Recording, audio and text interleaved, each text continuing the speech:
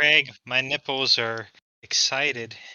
I don't know if I feel I should leave that in because we're going into the parental discretion, and just from the mention of these nipples, you should already know this is a series not meant for kids, and I could just leave it with that because I mean, a man was just talking about his nipples. There we go. Anyway, so you know what that means with that parental guidance warning and such raunchiness. We are back in our mystery flesh pit tabletop series this is utilizing the Cypher System edition because they are actually actively working on a 5e supplement for it. But the Cypher System one came out first, and I'm not a patient son of a bitch when it comes to these things. I want to play now. And well, you magnificently patient listeners, you've been waiting so long for the Fight Club to start, and I left it off on such a cliffhanger as Riley was walking towards to start the fight next to Odin, and we're not going there. Sorry. God, I wish I had a clown horn for this moment right now. Honk honk. Because there's something else that needs to go on, because you know what? This is a multi-trillion-dollar project that's not being handled by the government. This is actually a private corporation that's handling this. So much money going to this. And, probably wondering, how does Anodyne feel about all this? Before I go back in time, I just want to say, as he sits there watching a feed that's connected to Maury's cameras, just watching everything going on, a gentleman in a beautiful white suit, white shirt, onyx black gloves, slick black blonde hair, super pale white skin, but yellow eyes that have a cat iris. He sits back and he watches the camera feeds. He sees the master on the camera, literally look at the camera, knowing who's staring at him in that moment, breaks the glass he's holding, but then the glass reforms in his hand. The liquid literally goes right back in it too. Puts the glass down. No, I'm not gonna let you get to my skin today, you old cantankerous piece of shit. How the fuck are you still alive? I will have no idea. Interesting. So those are the ones you're picking. It won't mean anything. Everything's proceeding all to plan. And even your grand mechanizations, your little game of chess you think you've been playing with me, what you filthy, stinking apes would say, I'm at least 10 moves ahead of you. I can remember every time you thought you were sneaking a little thing to hamper my movements in, but he just leans back, and this is when, if anyone came into that office, they would notice that he's not even leaning back in his chair and his desk anymore. He's now just floating and hovering, and he just puts a book over the top of his face, and he gets lost in his memories and his dreams, lost in thoughts of his mechanizations. So I want to go through each one of our players' first day, and we are actually going to start with Yuretsi. Hello. So, Yuretsi, you have just been told by your village chief that the master has negotiated a fair compromise with the tribe, and he believes him. He believes his word. He doesn't believe anything of that thing that masquerades as a human says, and he's scared of having you around it, but he trusts you. He gives you... So, to an untrained eye, this might just look like a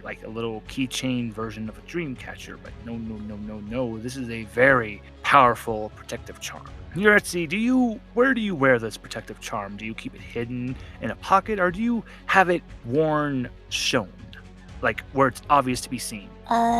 So she'd probably keep it close to where she could grab it, but it is under her clothes. And you said you have danger sense, correct? Yes. Your nose starts to bleed from how bad your danger sense is going off. Oh. And you turn behind you, and that gentleman I described before is walking up towards you. You see, you're not down in the flesh pit yet. You're still above ground before you descend. You just had your interview, and it went successfully. But you have no idea who this man is, but your danger sense is telling you, run, run, run! Would you like to make an intellect roll?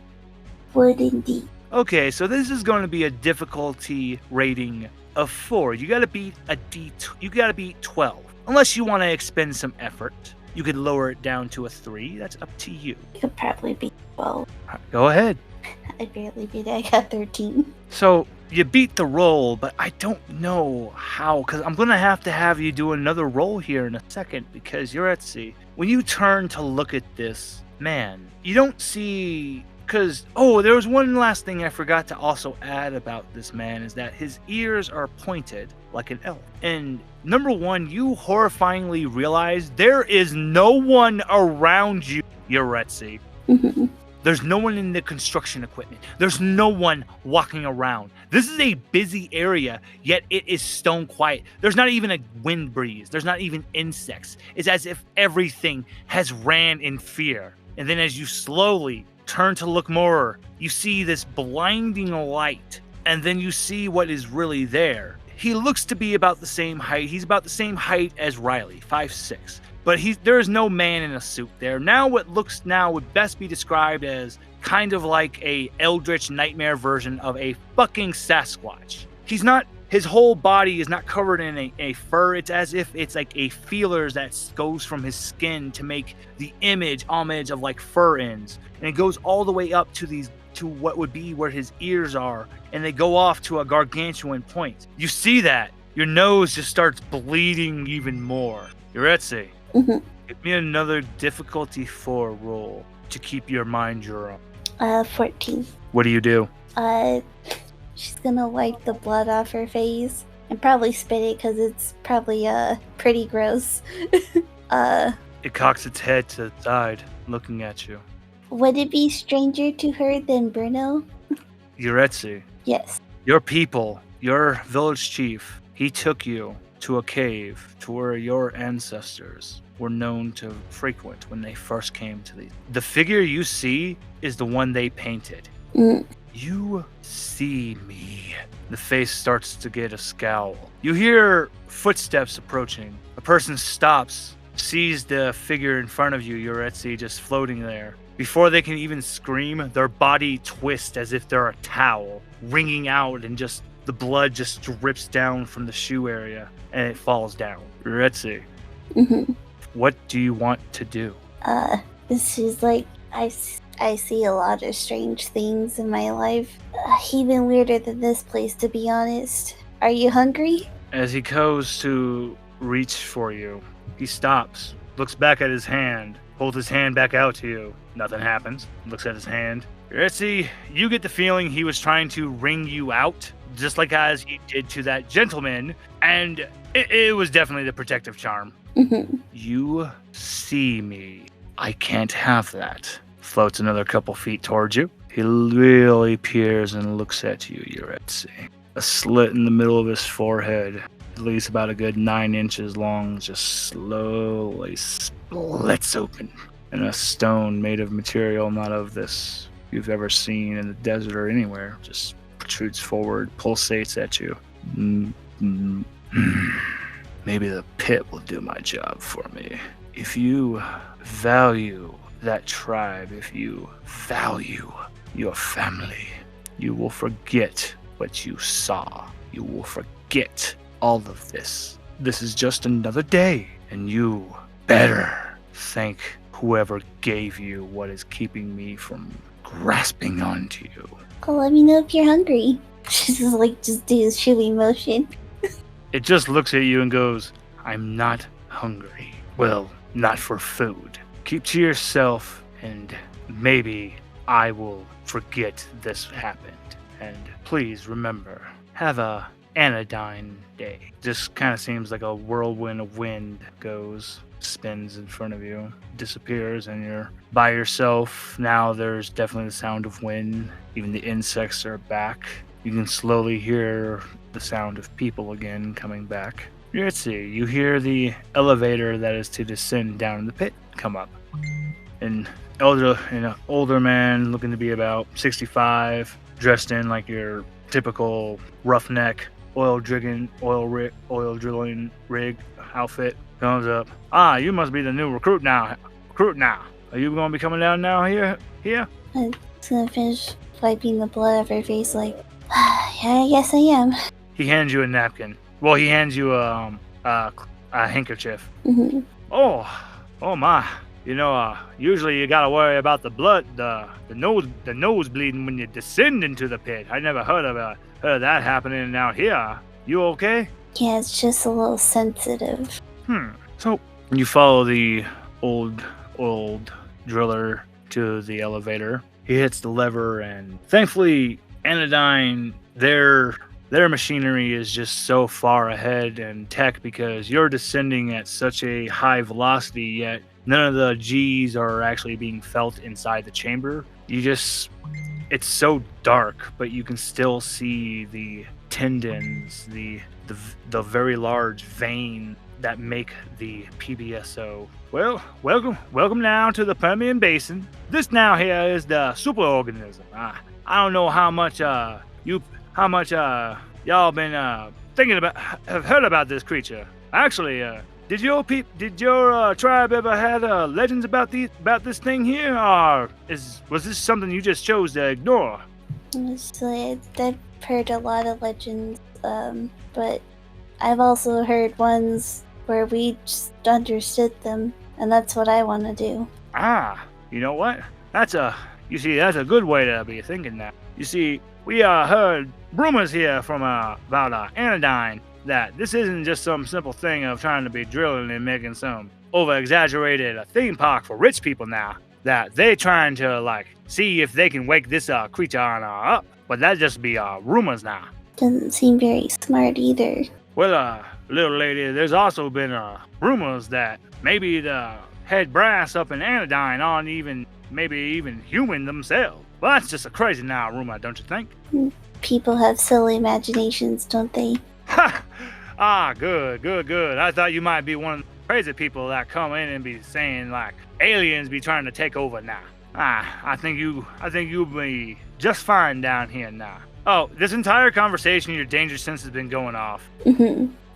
You finally reached the bottom. All right now, Yuretsi, you be having a good day now, and you be remembering there was nothing up there, right? I don't know what you're talking about. I'm clearly just not feeling so well. You see, you're a bright girl. You know exactly. Yep, you're gonna be perfect down here. And the elevator closes and starts to ascend. Your danger sense finally lets off. You hear some footsteps. Oh, hey man. Oh, Yuretsi. I didn't think you were gonna be descending today, man. Oh, I'm so sorry, man. I would have been up there to get you. You turn and you see Riley coming up. He has his hands in his pocket, just a rolled cigarette in his mouth. Well, he says it's a cigarette, but from the skunk-like aroma coming from it, you know it's a joint. Mm-hmm. You're looking a little pale. That pressure change is messy with my head. Riley, actually, he's not looking at you with suspicion. He's just looking at you with worry because he's just okay. If that's all it is, all right. Well, as you were descending, yeah, man. This is you've now descended down into the PBSO, and allow me to officially welcome you to the happiest place on Earth. And Yuretsi, as you are following Riley, and he's going to give you the tour, an explanation of everything, you still just feel someone just staring at you. In the elevator, the old oil rigger, he reaches into his pocket and he pulls what just looks like literally like a sheet that literally was cloaked with the wall, and a oil rigger that looks just like him falls dead in front of him, pulls off the mask. The figure just has long red hair, eyes that the eyelids, they blink, not like normal humans, but from the side vertically. Boss, you don't gotta worry about anything. The girl understands the hierarchy. I don't think she's gonna say a word. Alrighty. No, I didn't kill him. I totally just knocked him out. Yeah, he's just knocked out. Yeah. And as he disables the communicator, he just looks at the dead body, and then his mouth opens wide, and there's just a maw of horrifically sharp fangs that are, each tooth is literally like the thickness of a thumb, and he just goes to town eating the body. And we go from that first day. So now I would like to go to our next person's first day, and in all honesty, well, this one's going to start really funny because we actually don't go to them coming to the park. Well, the park is going to be coming to them because this person just, well, like literally we're on a just what could be considered just the size of a continent that they own, just a home that's just stupidly large. We see a very just snooty looking butler. Just he walks into a distinguished dining room. Well, you know what? No, a study, and he's holding the phone. He says, "Mr. M, I do believe Anodyne is at the front gate." And he's holding the phone for the front gate. Maury, please tell everyone about what is going on. Okay, so I'm in a study. I'm just sitting there. Just dramatic fireplace. There's like there's shelves of books behind me, all with titles in different languages, dead languages, current languages, you name it. There's just a bunch of books in different languages. Whether I can read them or not, you'll never know. This is only just the most, one of the richest people in the world, and Anodyne, well, they've sent a very special parlay, and as they're being greeted up, which is literally, it takes about half an hour to get from the front gate to the front door, and as the representatives for Anodyne get there, they're just, how rich is this guy? Shut up, man. The answer is yes. The person's hair just turns white from screaming when they turn to see you right in front of them. I do apologize for him, sir. We are just in sheer awe of what we have seen here. We have only seen such luxuries of what could be equated to King Ludwig the 13th in Germany. I mean, this literally reminds me of his castle in Kim's. Oh my God! Did you literally just airlift his castle? I don't like suck-ups. He bows his head. He says, "I do apologize. My boss did tell me to be on my best behavior, and here I am already letting you down." Yeah, stop sucking my dick and tell me what you want. So we represent Anodyne, and honestly, we have big plans for the future, and you, sir, we wish to offer you a front seat in everything because we plan to take humanity to the next level. Because honestly, you've already got everything here on this planet. What if we told you there's plans to take things out up there? And he points up to sky. I may be interested, depending on what you say. And my dear sir, you're probably thinking we're coming here asking you for an investment or anything. Actually, no. We just want to know if we can have your support and talking about and offering your support for Anodyne, and that will be fantastic. And we will ensure you your seat there. And honestly, if you would honestly like to have a private villa down in our current project, which is the PBSO, the theme park everyone's been talking about, the happiest place on Earth, we'll offer you a private villa. I mean, honestly, the only thing that sucks is we really need to get some better engineers. Better engineers is your problem, but I might be interested in this villa. I don't like people. Then you will definitely be a fan of our boss, because he has definitely thought of what your needs are, and we can ensure you one of the best gastric sea level villas just for you. You will definitely not be bothered by other people. You're bothering me. The gentleman, he looks at you. I warned you not to upset our investor. So both the gentlemen in front of you, they look at you, their faces just with intense sweat, and then they literally start to compress on each other. There's no blood or gore. They literally just compress and just gone. And you just hear a voice. I do see you value your privacy. So I will just keep this short. My name is Alkenfell. I represent Anodyne. I would like to keep my privacy and not tell you exactly my seat with Anodyne, but I can assure you I represent them and their interest. And you, sir, are someone we are very interested in. Go on. You are a man of many talents. I mean, look at what you have avasted in your own name. Now, those simpletons could never know. What we need at Anodyne is someone that we know will be able to ensure our needs when we take this to a galactic level. and we think you're just one of the best and brightest that your species has to offer.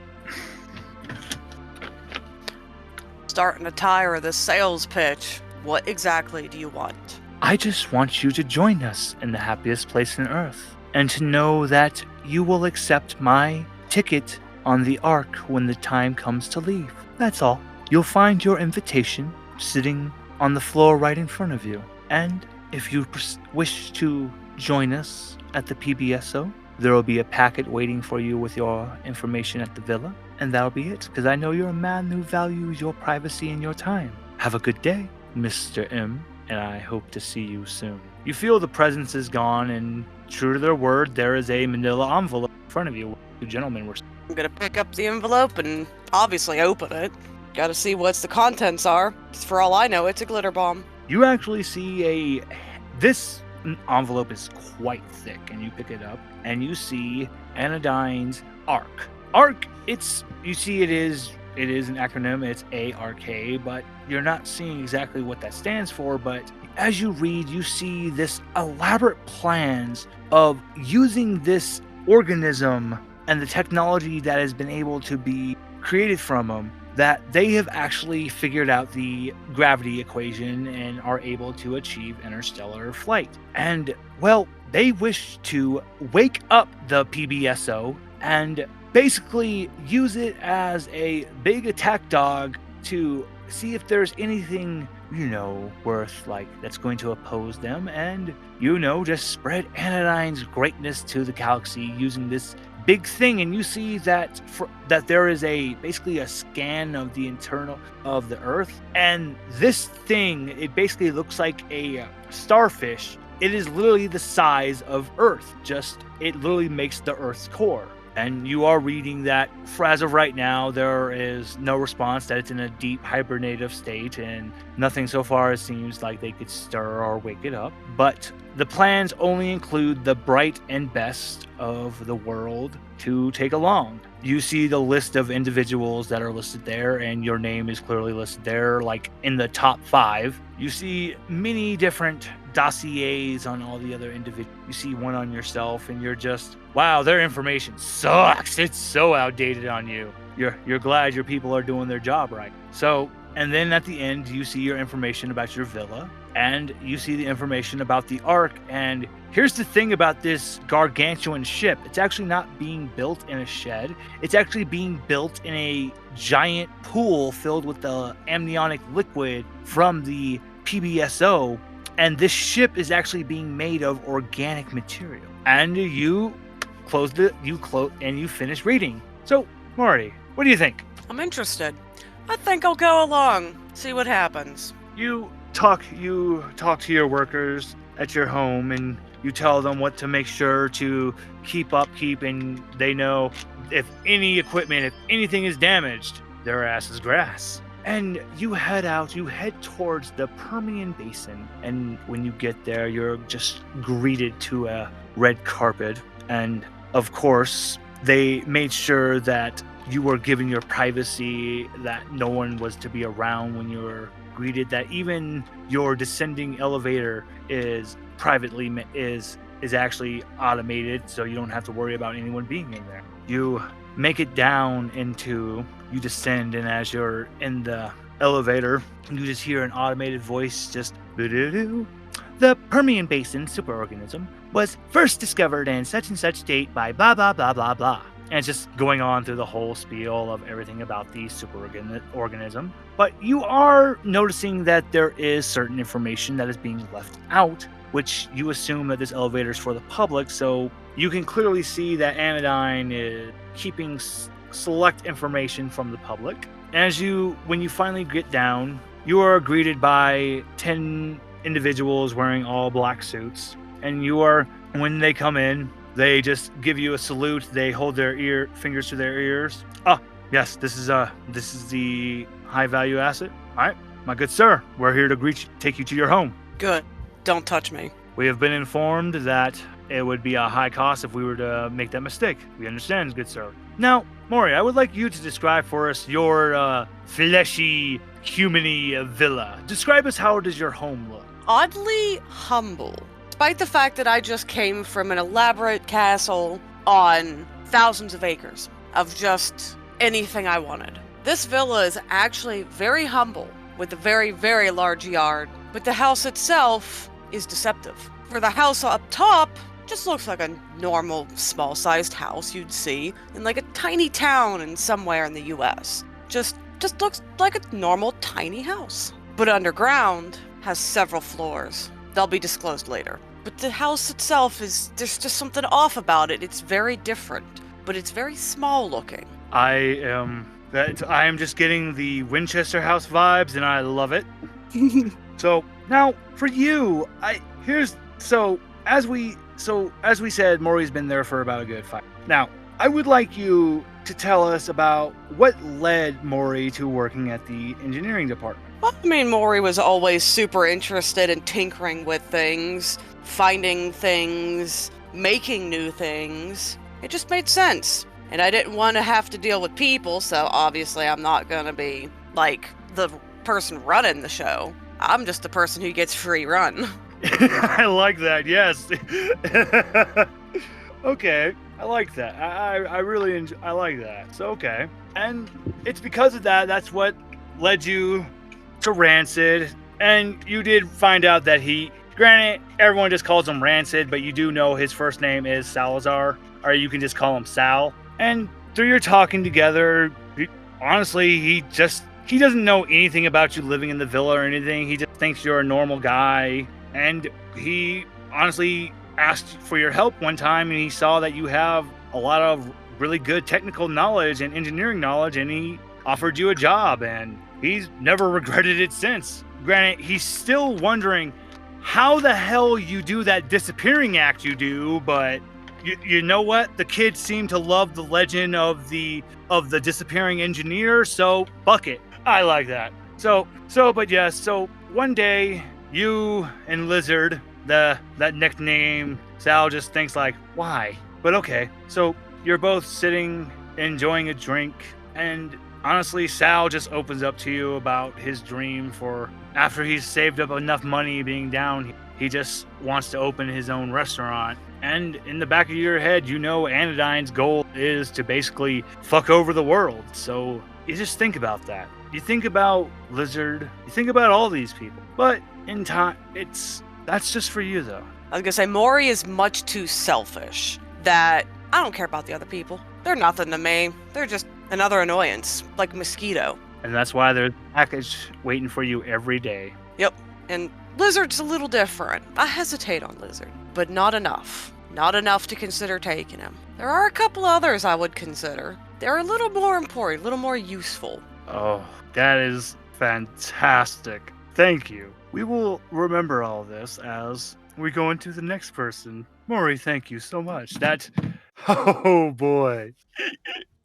Now we are going to go to Moonlight. Hello. Things are a little different for you, though. It's a little complicated for you, Moonlight. We can't just go to your first day because you've actually had the interaction I am actually most curious about in all actuality besides your first day. So we actually don't go back. We go back before your military service, back before the cult, back before all of that, back in your younger years. What does Moonlight remember of her parents? Besides being force-fed dead moldy rats, rotten food, having to crawl through barbed wire mud pits, getting beat on a daily basis. Not much besides all that. And something about weird as somebody's taken over the world. It always changes from one thing to another.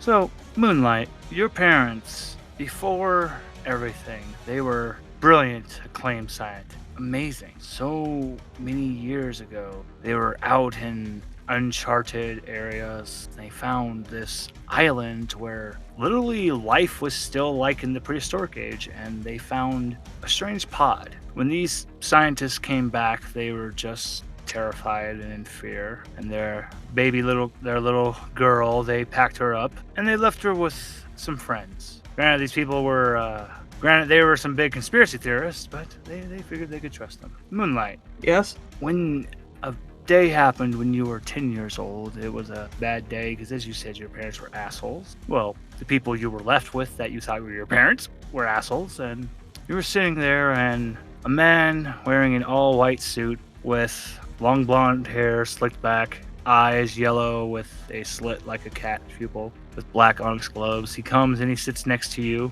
and he says, "Why do you look so upset, little lady?" They forgot my birthday again. He gets a upset look on his face and goes, "Well, I can't have that because I owe everything to you and your people who helped wake me up. So, Huh? I see birthdays as very important. How would you like to have a happy day?" I shouldn't talk to strangers. "My name is Alkenfell. You can call me Al. And I was a good friend of your parents. Sadly, they left me all alone, but I was able to find my way. I've been looking for them." Why do you call me Moonlight?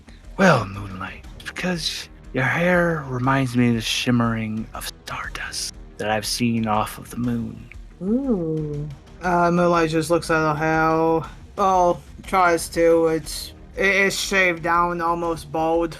And Alkenfell, he gives you a little scruff of your hair, and he kicks open your front door. You hear the people inside scream and try to yell, and then you just hear slapping and hitting. The man you know as your father comes out, and the man just has his hands behind his back. He looks down at him and goes, "This is a very special day, and not only do I come to find fakes, I find you doing this."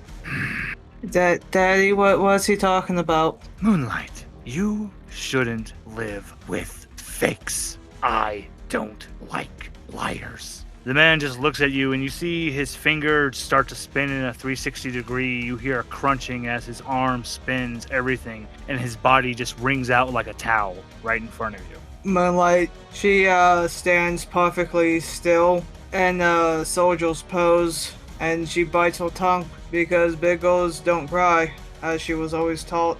Alkenfell holds out his hand for you to hold it.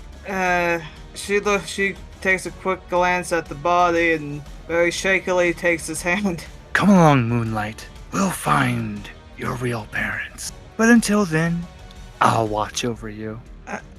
Okay. And As she forces a smile as she's walking scared shitless with this man.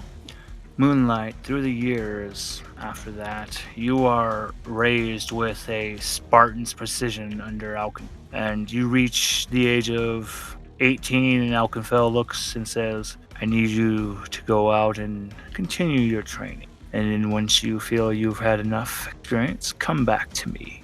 When will I know I have enough experience, Saul? "Once you've met him, that thorn in my side, when you meet." And he holds up, he points at the picture of the master. Him? Who is he? "He's the one who made me have to go in hibernation." Hibernation? Yes, Saul. "Moonlight, you know you're one of the only people I don't view as one of those monkeys.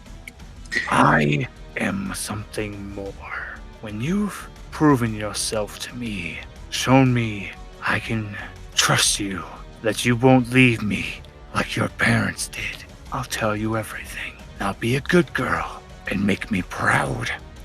As always, I am happy to solve. And now, Moonlight, please. From that moment, this is the rest of your story you've told us. When your encounters, and actually, can you tell us, what was it about those that helped Moonlight mind recover from this? What helped to make the Moonlight we know and love now? Ironically, it was a sex cult that saved her. Because Moonlight has known nothing besides combat and, basically torture. She put up with everything all for the sake of survival because that's what her foster parents taught her. Everything she does, it has to be for survival, nothing less. So anything you do, you have to make it count. So she did sign up for the military. She intentionally signed up to be in the WAS, as the rumor spread, the WAS of the WAS. And so she spent years just continuously getting abused even more. Nothing that has to be red card, I promise, because she's too goddamn strong. But when she finally made it back to the States after escaping from an imprisonment in the Amazons, she went on a rampage.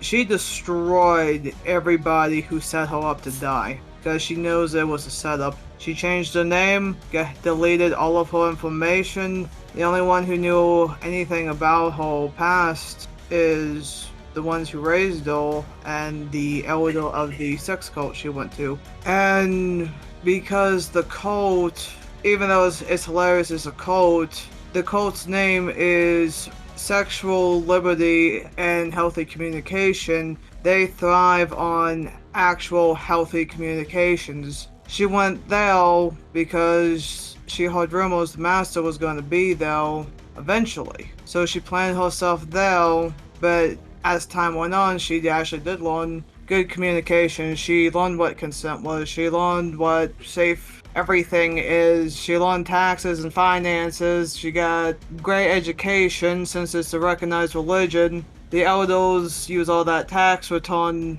finances to give their members a better education. There's a lot more to it, and I can break it down more later on. But they taught her what it means to be a person rather than an object.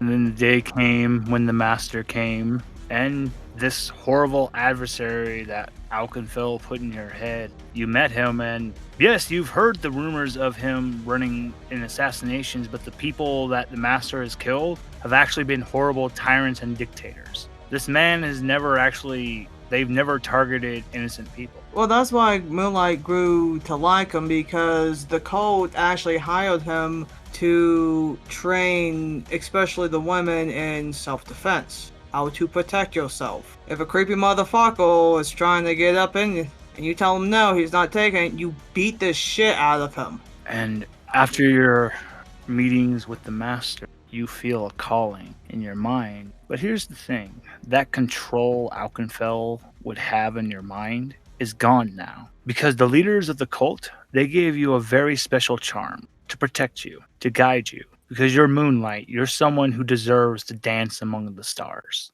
And then the day came and you went back to Anodyne. Alkenfell sat there, looked at you, gazing upon you. And then he smiled, and then he did something he hasn't done in centuries. He smiled. I take it you were successful, Moonlight? As you raised me to be, I'm very slowly gaining his trust. He is old, but he is a lot sharper than anyone I've ever met. Excellent. I was worried maybe your mind gone. Maybe someone led you away from me. But no, you came back. And this is what I want you to do. Anodyne, we have figured out the best way to learn about the PBSO is to do it right in front of these filthy, stupid humans.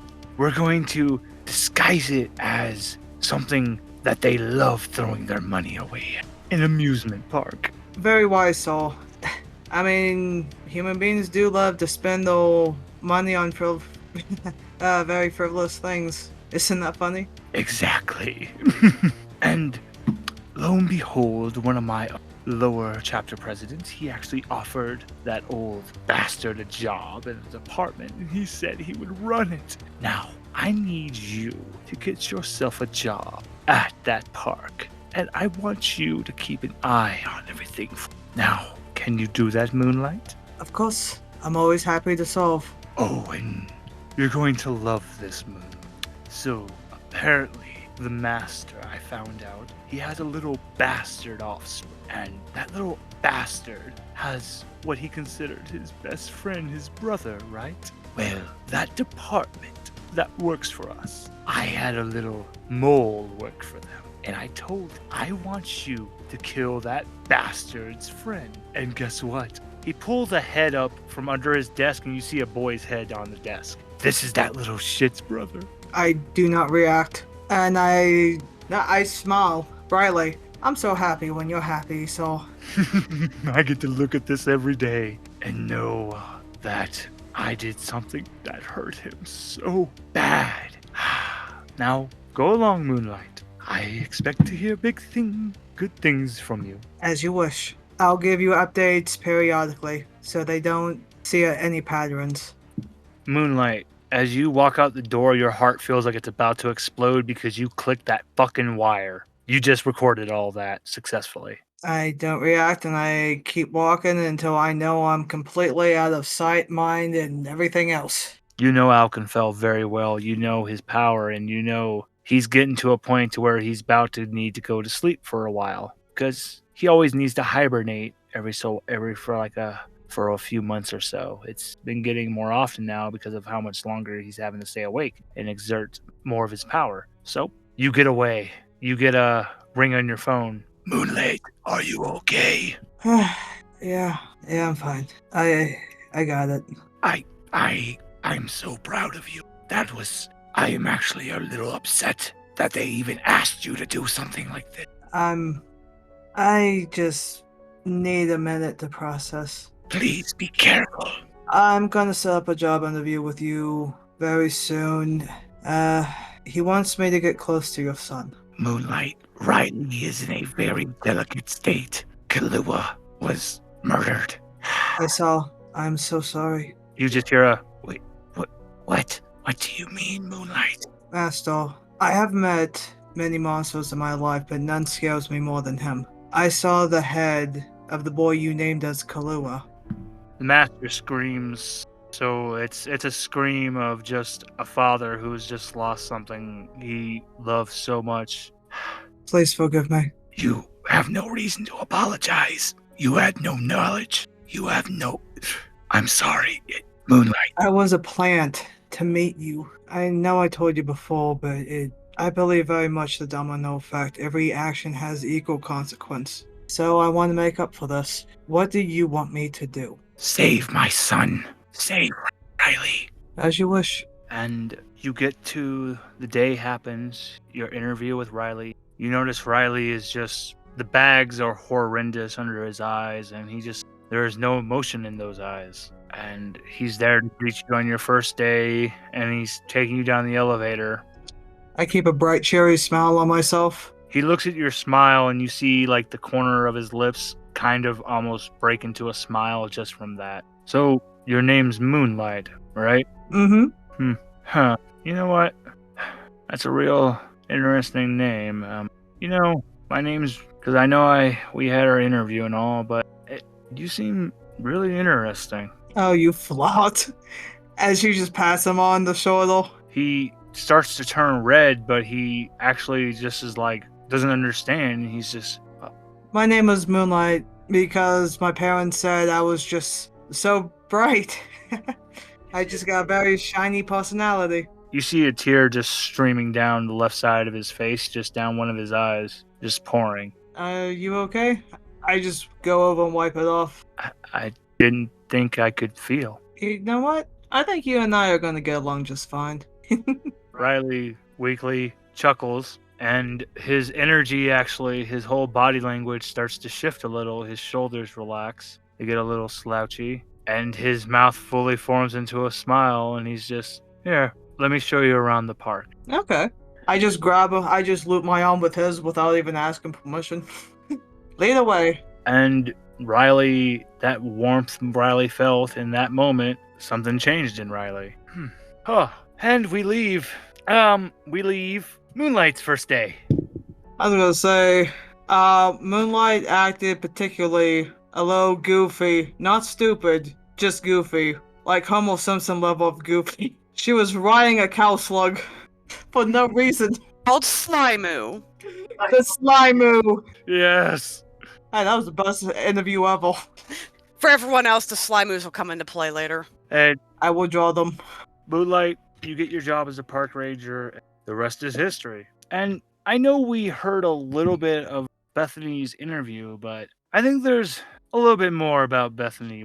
Because those neighbors I mentioned that were murdered were actually pretty fucking shady. Bethany, you're used to the underworld and everything because those neighbors were some of the biggest drug dealers in the country. They were actually responsible for a rash of heroin overdoses because of the bad batch of heroin they had been dealing out lately. And that's what led to their deaths.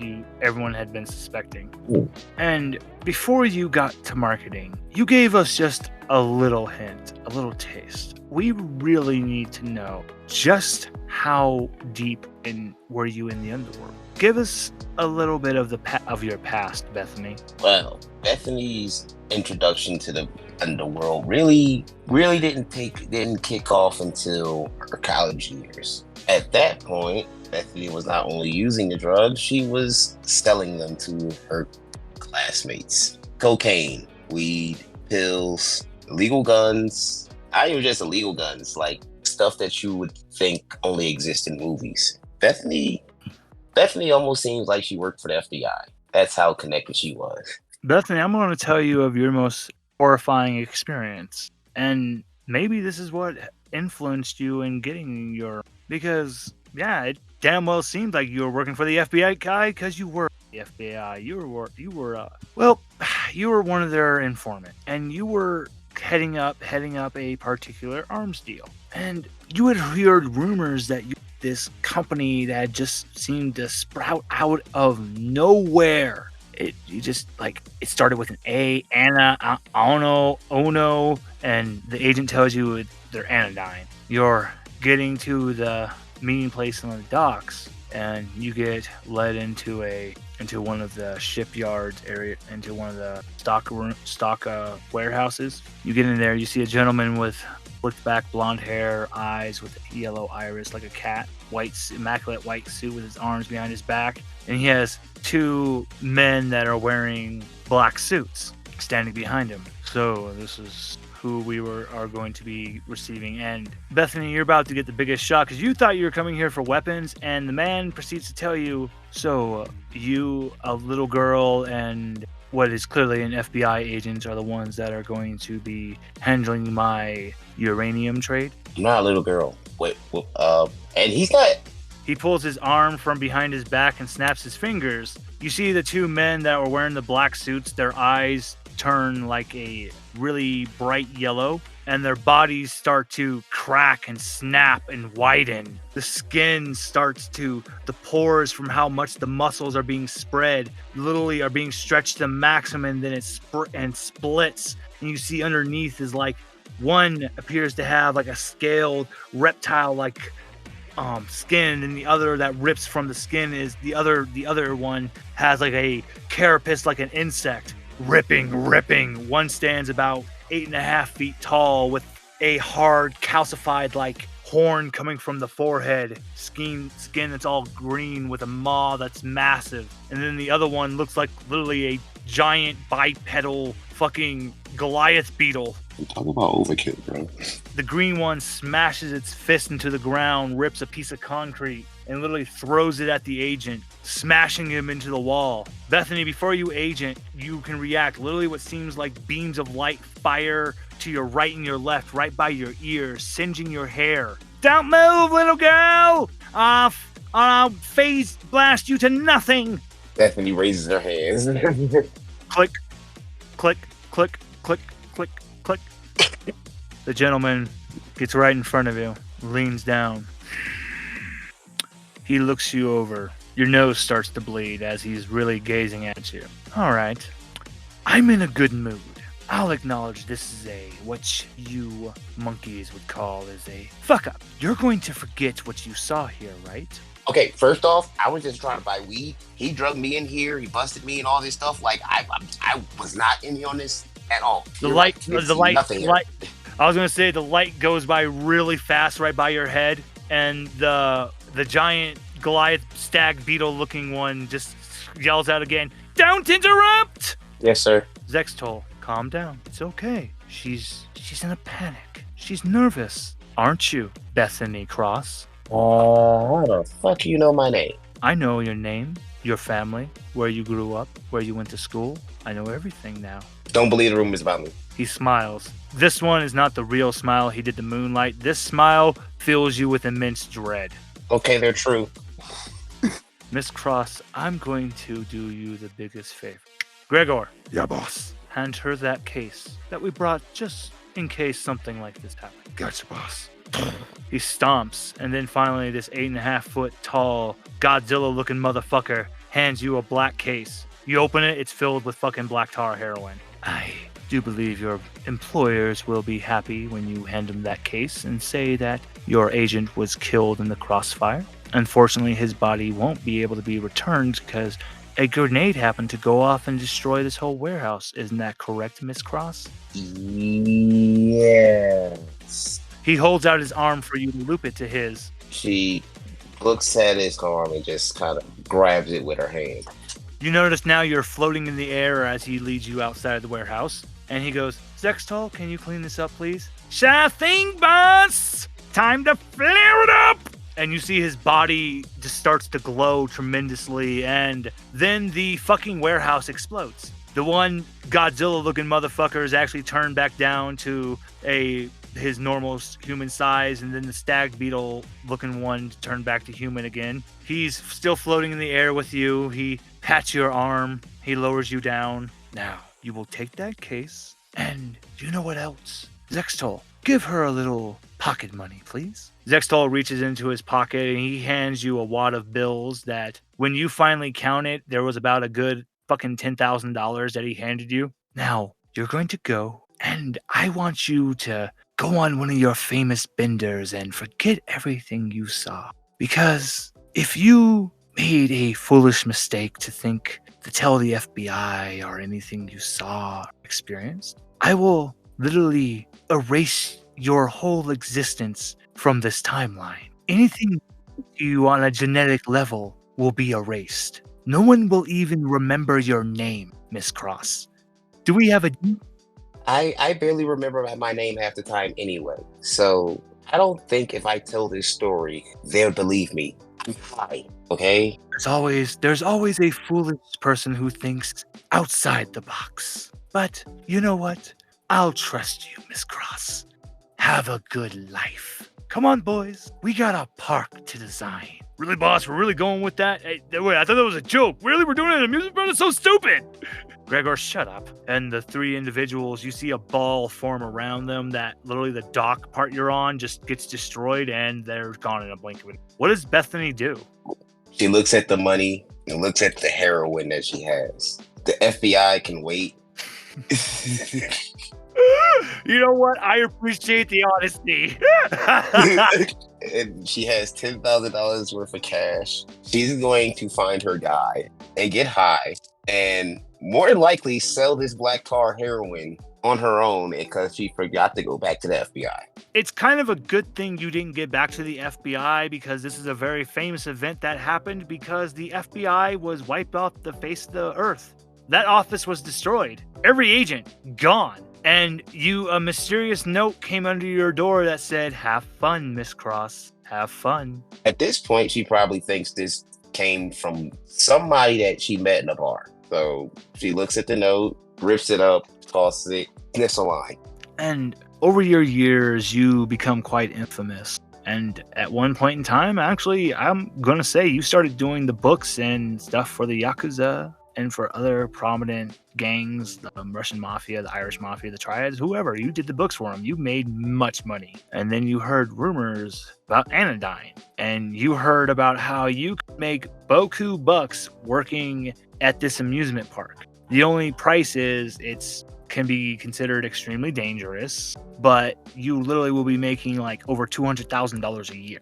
But even with all the stuff that's happened to you over the years, you still remember that name, Anodyne. How does that make Bethany feel when she applied? Well, Bethany at this point was, even though the FBI was gone, she had still gotten herself into some trouble with local law enforcement, and at this point, she needed a job to say for her court records and everything. So.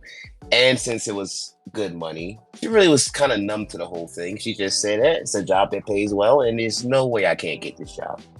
And here's the thing. When you applied, you thought it would take a while, and you got a phone call literally within like 20 minutes of you submitting the application. And on the phone call, I'm going to imagine Bethany probably goes all white because you remember that voice from that night. Oh, Miss Cross. So it seems we're going to be working together.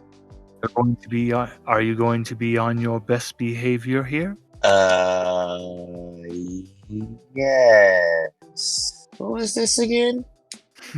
That's the right answer. Click. A day goes by, you're told you get the job in marketing. You're told when you're going to be having to move and live at the PBSO, and a car comes to pick you up. It's jet black, and the windows are tinted so you can't see inside. And when you go to take your seat in there, the driver turns to look at you and he says, I didn't think you were going to live after we gave you that case. Glad to see I was wrong. Oh shit, it's you. No. It's me, Gregor. It's not. Don't worry, Zextol.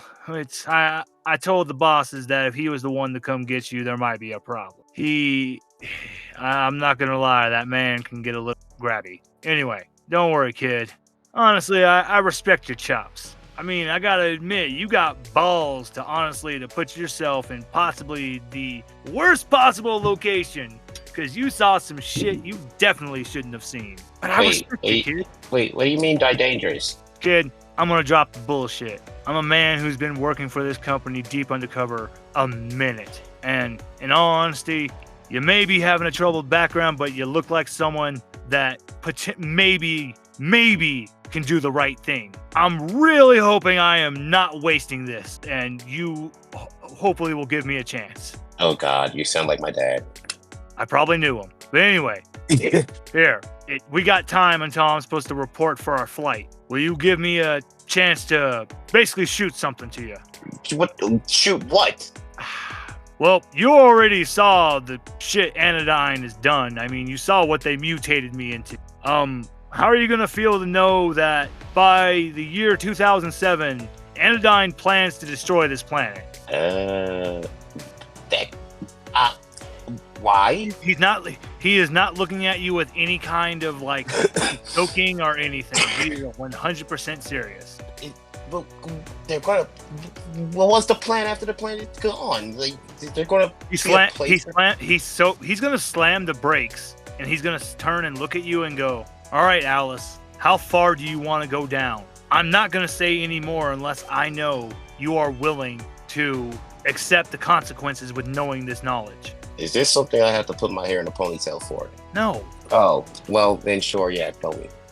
Okay, so first of all, I need you to open your mind and accept this big fact. Humans were created as an experiment by some stupid aliens. As like some kind of foot soldiers for some kind of stupid intergalactic war or some other kind of bullshit. Apparently, the guy who runs Anodyne, that dude you saw, apparently he's like one of their ancient experiments that was supposed to command the foot soldiers, and they were just like, nah, this experiment sucks, you guys are terrible, ditched it, and now the guy's like got daddy issues and is pissed off and wants to like go declare intergalactic war or some bullshit, using the thing inside of the planet to try to take the fight to him. Bethany kind of laughs because, and then she converts out, there's a guy in rehab that told this exact same story.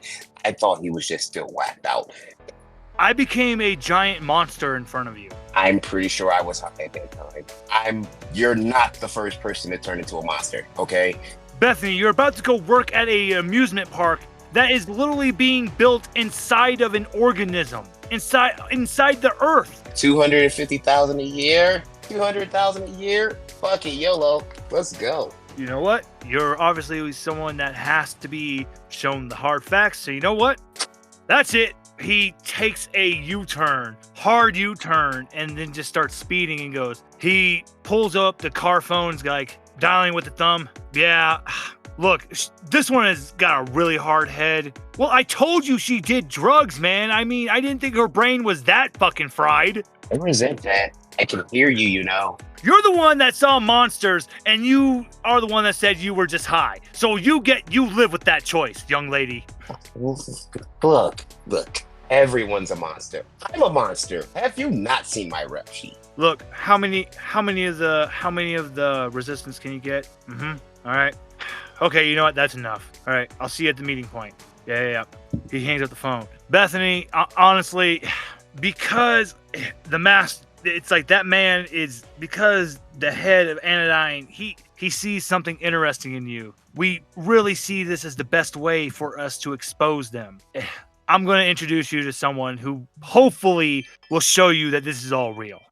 It's not that I don't believe it's real. It's just, how can I say this? You can't scare me. I'm not trying to scare you. I'm just trying to let you understand the stakes of everything. I guess, but Bethany, this isn't me threatening you.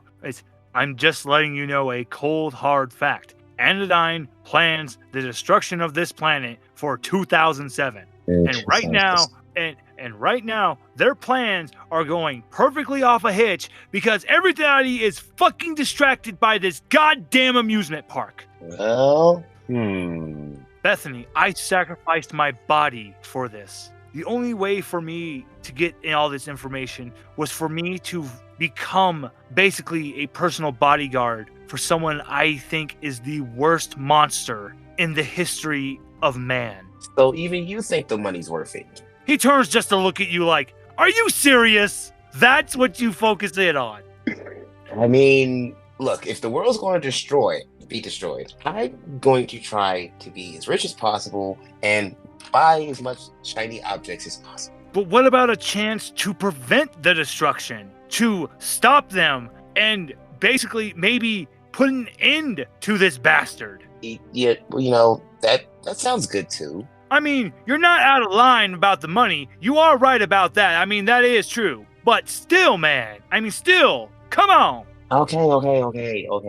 I'm just, money. You're right. The world. Save the world. And the people. Yay, people. Bethany, look, at the end of the day, I'm not asking you not to take their money. Take their money and still be a tool in their downfall. I understand what you're saying. But look, I just got the job.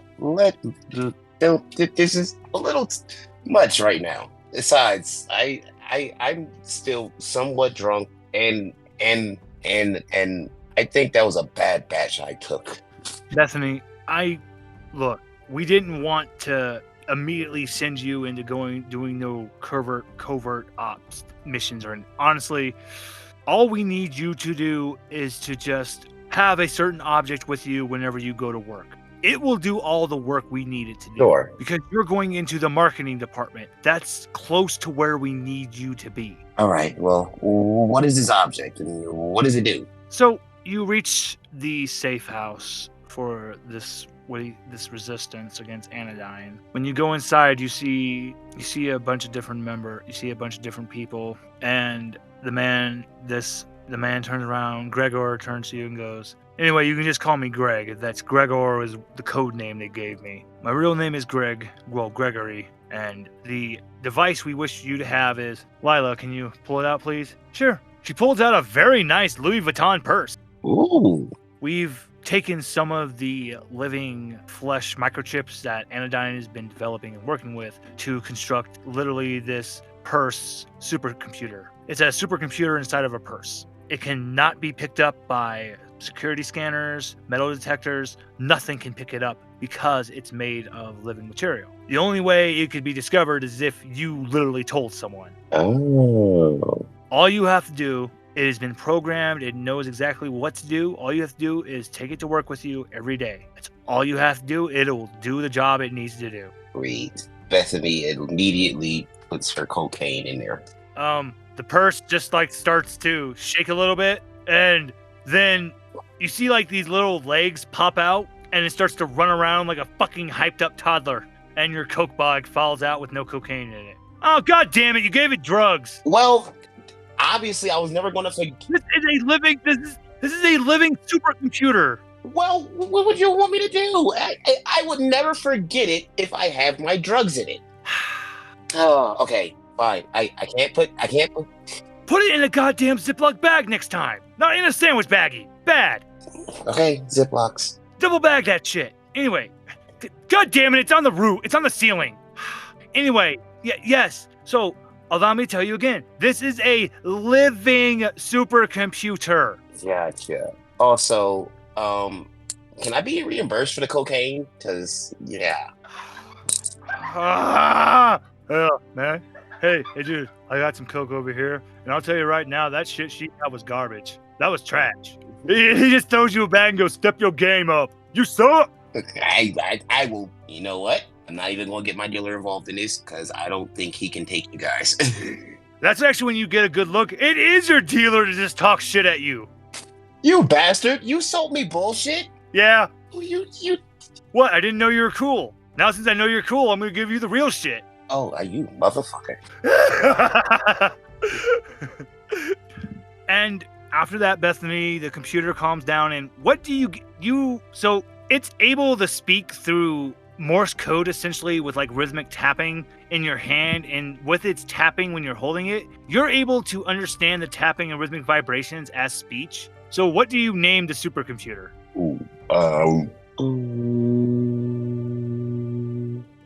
Baggy. That's all she could come up. In her drug-induced mind, Baggy is the best thing that she can think of. Because I could, my mind instantly went to Tali, but this is not a Tali. So literally, Betty. Oh, Baggy. Okay, so Baggy. You feel one message. Baggy just tells you, "I have scoured what ones have called the forums on this new-fangled internet, and from what I have discovered, that shit was trash." Got you fucked up. For like a minute. It's cocaine. It's a very fleeting high. I do believe I will like living with you. Oh, you guys best believe. So you realize, Baggy, through your times together, Baggy, you are able to actually keep a lot of shit inside of Baggy. And yeah, you do the job you're supposed to do. And over time, as you've been working, and as I said, a lot of the guys that work in marketing, my God, they just try to flirt with you all the time. And the whole time, there was just one woman who looked at you with intense anger. And that's when that's when we will leave from Bethany, and we will finally come to the stickiest member of the group. Maybe it was destiny that Sticky Joe was to be the last one for us to dive really into his past. How would you like to begin? All right, so Sticky Joe, I have taken a look at the Stars and Wishes because your listeners and viewers, I actually, in our Discord servers, I keep Stars and Wishes so the players can add anything that they would like for their character suit or something they have an idea for. And that helps to influence where I'm going to go with stories and such. So, Sticky Joe, yes, your father was an amazing park ranger, like literally one of the fucking best. And guess what? He actually didn't just work for one set park. He was the world's ranger, because whenever part of the world needed him, they called on him. And you remember a pair of scientists who had a little girl hired your dad to go to an uncharted island. Your dad never came back. Years go by. You lost memory of that little girl, your mom and your sister.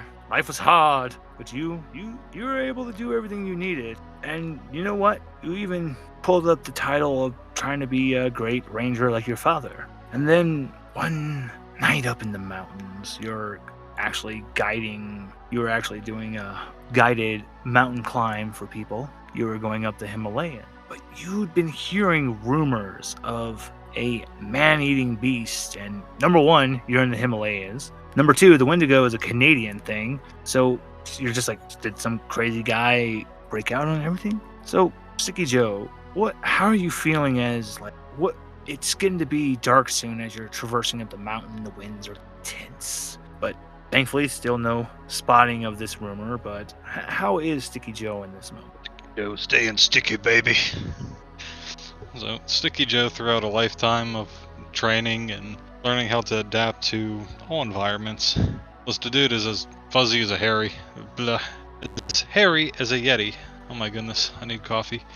So, he's not, the cold doesn't bother him, it's just another day, but there's just something that Joe can't describe what this feeling is. The more he traverses in the Himalayas, the more he gets a sensation of something spiritual. It's the best way that he can put it. and he's had these beautiful moments of peace and serenity working in various parks, but there's something that just grabbed him by his sticky soul, and it really bothers Joe that he doesn't understand what this is. But then there's something that kind of makes his back hair stand up on edge, like something's watching him. But Sticky Joe fears no man. It feels odd. You feel so much watching you.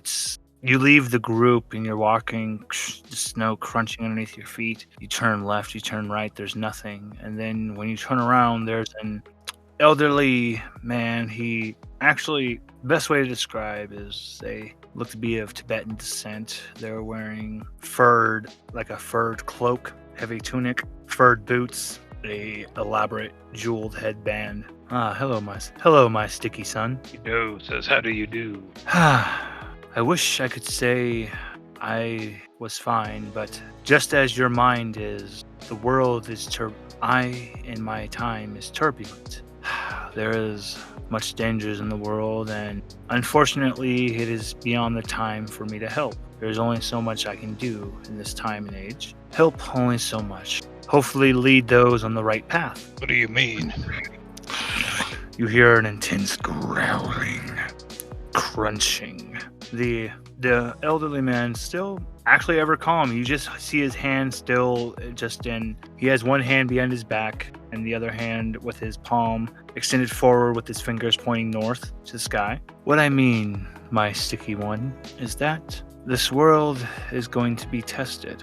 The Babylonian believed back in ancient times the great dragon Tiamat became a dragon to destroy the world for rebirth. But the one thing they forgot at the end is what happened to the bodies after reincarnate. Wouldn't she reincarnate? So one could say that the carcass that she became essentially became an egg. This planet houses a great life that should never awaken. My Sticky Joe, I had a dream that I was married to a big dragon lady.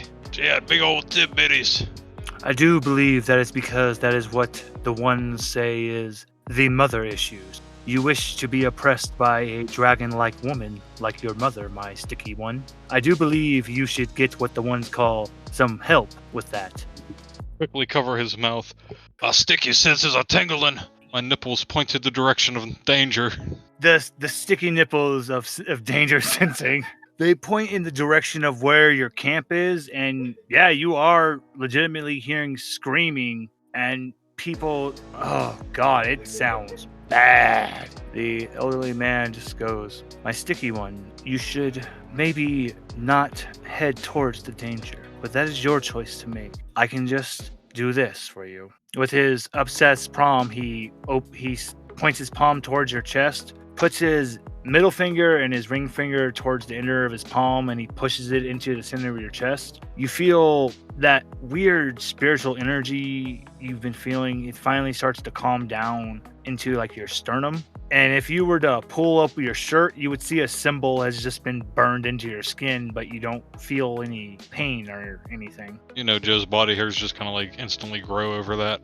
And yeah, when you look, the old man's gone. Oh god, where's that sticky park ranger? So Sticky Joe suddenly, out of nowhere, he pulls out a lemon, rips it in half, rubs it in his eyes so he stays focused, and runs towards the danger. As you're approaching the danger, you see standing at about a good 7'2", body covered in a brownish black, intense fur, really hands about twice the size of a gorilla's with thick nail talons. The ears are huge like a bat's, but they're also covered with that brownish black fur. And the only thing is, it doesn't have a neck. It just has an upper head, and then the bottom half of its mouth is just like attached to the collarbone area, so it's able to just really extend its mouth open. And you see it opening and biting one of your guidees in half.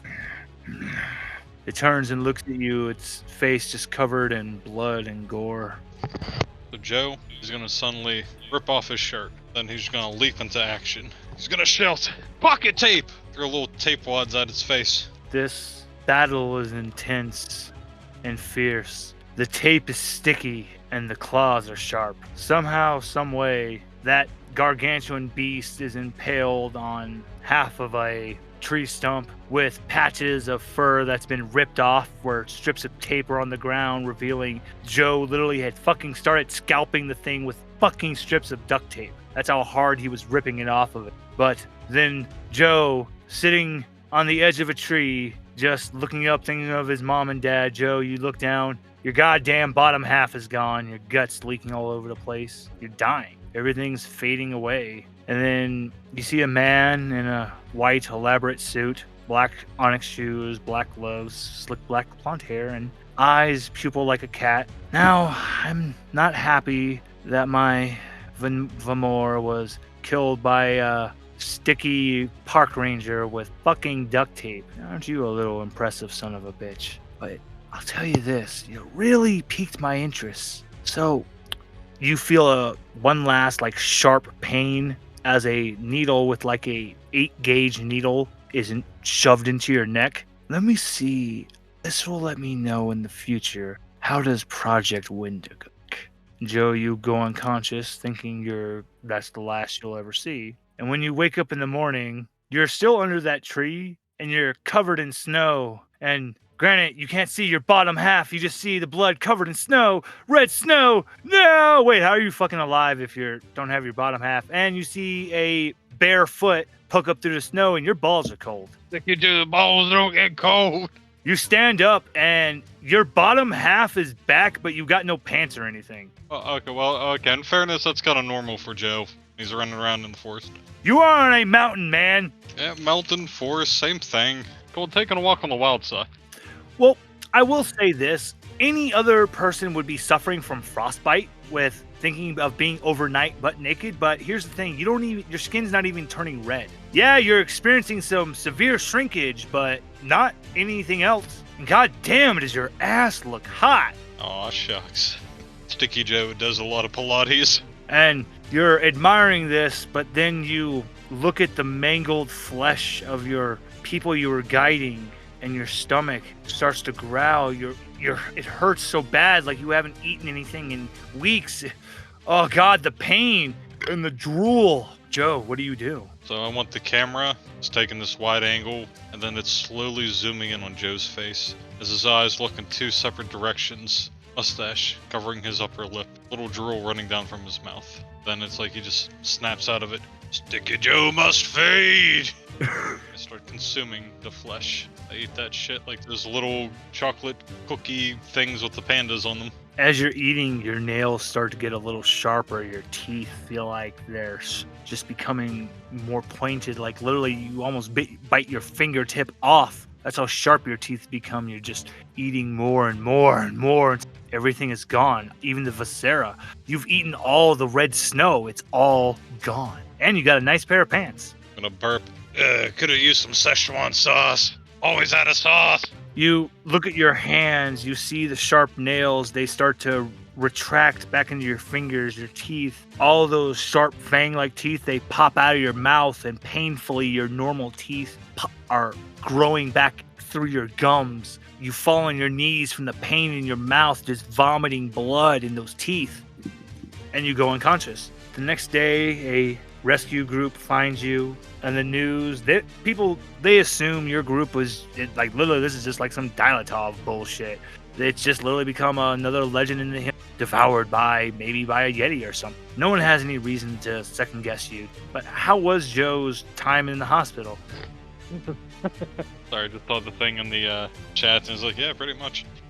Yep. Damn that ass. So, it's weird. For one, like, Joe don't do hospitals. So, like, anytime he's ever had an injury, he would, break off some branches for splints, or just kind of, there's a bone sticking out of his flesh. Just a little duct tape on and some ice and walk it off, he'll be fine. So, it's kind of weird for him to be in a modern day city, and that was a little overwhelming. But so Joe's just kind of taking in the events that happen, and he's thinking, like, man, what is? I gotta do it in the Sticky Joe voice, and this is Sticky Joe just kind of like thinking out loud. No matter what, Sticky Joe is Sticky Joe. I have a fine ass. I love it. And as you scream this, your hospital door like gets kicked open, and your mother comes in and goes, "My baby!" And your mother stands at about a good like 5'4", and she's got about size H breasts, and with a stomach to match those gargantuan breasts to hold them up. And she just grabs you and buries your face in between her titties and just, "My baby, my baby." And your sister comes in and goes, "Hey, bro, we heard they found you, and at first you didn't have pants. What is with you and not having pants?" Sticky Joe believes in freedom. See, his eyes start tearing up. Your sister just comes over and just like, instead of like doing a passionate hug, she just does a light tap on your shoulder, and you know that's the most emotion she's ever shown. "It's good to see you, Joe. Oh, and apparently Mom has some big news to tell you." "Oh, baby! Oh, back when your father went off with your auntie and your uncle,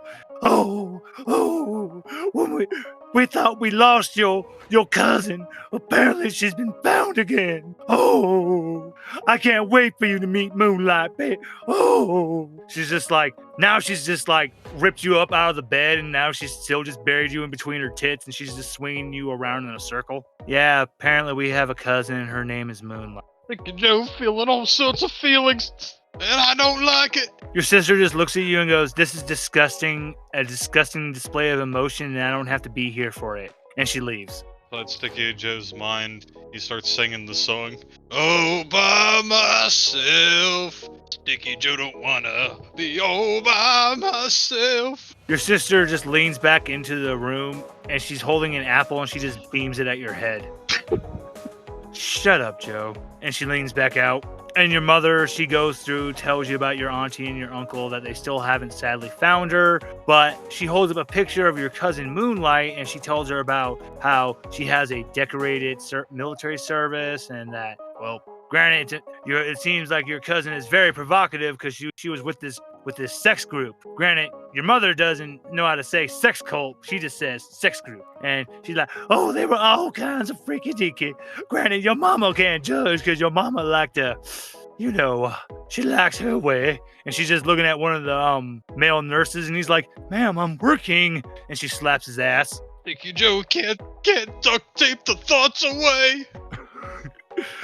And she shows you pictures of Moonlight, and the day goes by, and as your mother is getting ready to leave, and she goes, "Oh, and honey, and baby, the way I was able to find all this out about your cousin is from this nice man." And the man you remembered putting that needle in your neck when you were dying comes walking in the room. "Why, yes, I was a close personal friend with Moonlight's parents, and when they disappeared, they begged me to take her in and raise her as my..." "Hello, Joe. My name is Alkenfell." Alkenfell is the one that saved Sticky Joe. "Yep, that gave him the shot with Wendigo."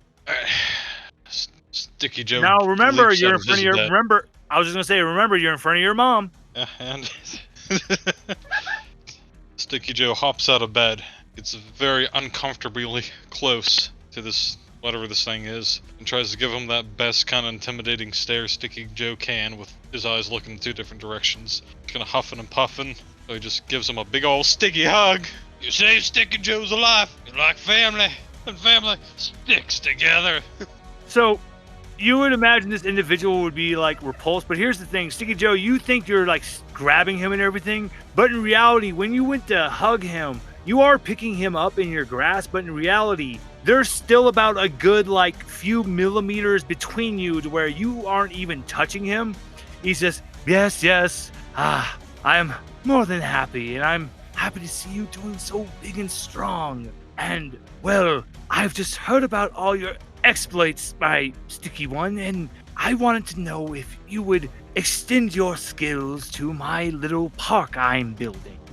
Oh, Joe don't come cheap, but if it's gonna be you and that midget outside, that costs extra. Your sister just comes out, and Alkafel is already just like disappeared behind you, and your sister just beams another apple at your nuts. "I'm not a midget, asshole. I'm just vertically challenged." Sticky Joe apologizes. Gonna pat him on the hat. I'm gonna pat him on the head, and now he's like stuck to my hand. So when I go to stand up to my full size, he's just like dangling there for a little bit. Your sister's just like, why? Why don't you bathe? Why are you like this? Everyone else in our family is hygienic. God damn it! And she's just screaming and yelling. Still, just everyone else is just like, Algenfell is just impressed, like, wow, I'm very impressed that you are all able just to ignore her while she's doing it. Okay. Well, Sticky Joe, look, I am more than willing to pay you the correct amount of money you do. I will ensure you will make so much money. Money will never be a worry for your family. And I will also extend a special seat for your family as well in my special little side project. How about that, Sticky Joe? I just have 2 conditions. If you can meet it, then you get Sticky Joe. Number 1, for some reason I feel like eating certain things. So yeah, basically I like a different kind of sushi now, you know what I mean? So, going out with that, then cool. 2, you gotta be my best friend. Algenfell is just like, sold. And I will actually designate all best friend abilities to this person. And he he points at a picture and goes, this is who you'll talk to. Who's he showing? Oh yeah, he's showing oh god, this is so sad. So he's literally showing the vice president of Anodyne, and right now at Anodyne, the vice president is in the middle of a board meeting, and he's like, why do I just feel like I have just been volunteered for the worst fucking thing ever? Yes, whenever you need anything, Joe, you just call him, okay? I call him right away. As soon as he gets here, I'm gonna grab onto him. I'm gonna Spider-Man out the window with duct tape on my hands, and we're gonna try to spy on the nurses as they change the window. Sticky Joe style. As this is all happening, your mom looks at Algenfell and goes, well, I know my son is okay, but you gotta convince me, little man. And he's just like, okay, ma'am. So I'm willing to do whatever is necessary. She picks him up onto her shoulder and takes him to a broom closet. Oh, man. How sure are you that that's my mother? Oh, yeah, that is definitely your mom. Because you just hear her say, give me I'm gonna make Sticky Joe a brother. Wherever Sticky Joe is, for some reason he just starts vomiting. Yeah, so here's the funny thing is that literally your brother looks like Harry from fucking Harry and the Hendersons. I will post this as a GIF right now. That's what your younger brother looks like. Because Algenfell just leaves the broom closet and he's just, that has never happened before. I have no idea how to, oh my god. You know what? I think you might be the only one of these filthy humans that I will be okay with. Sticky Joe, I'm going to be your new daddy. Yay! Take me to the park. Let's play pass, and you can get Sticky Joe one of those hats with a little propeller on the top. Algenfell regrets his decision, but he's just still looking at your mom like, you know what? Thank God for that ass. And he leaves with your mom. Canonically now, yeah, canonically your mom is with Algenfell. So, and that's where we leave off on all of these backstories. And like I said, I just wanted to get a little more introduced to everyone, get a little more of them and how they were really, how far related were they with Anodyne? And if they did, and they actually do, all have had a interaction with the elusive president that no one actually knows exists. I'm getting real Vault-Tec vibes here. Pretty much. And the last thing that will happen is, as we fade out of this flashback, we just go back to Riley standing in front of Odin. And as Riley stands in front of Odin, he takes a fighting pose that is not of one, but of someone that was very close to him. And Odin and Riley charge at each other as we end this session off for this episode of Happiest Place in Earth. Yay! And I promise, dear listeners, in the next session, we will finally go into this big explosive fighting moment. Because I know you've all been patient for this, and I promise this will pay off. But I felt this was just too important, and I really wanted to let my players really do some build up more about their background with their characters. So until our next episode, dear listeners, goodbye.